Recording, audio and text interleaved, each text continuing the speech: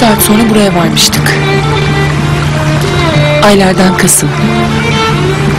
Yılın ilk karı yağacak.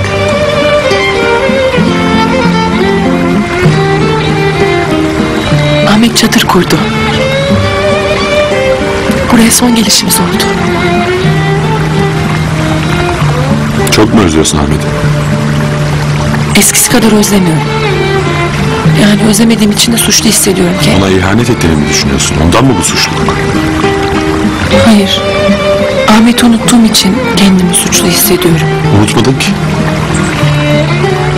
Evet. Yani doğru aslında. Eğer Ahmet bizi görüyorsa herhalde huzur içinde uyuyordur. Oğlu emin ellerde çünkü.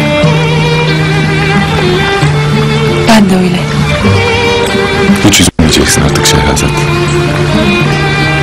Seni hiç kimsenin üzmesine izin vermeyeceğim.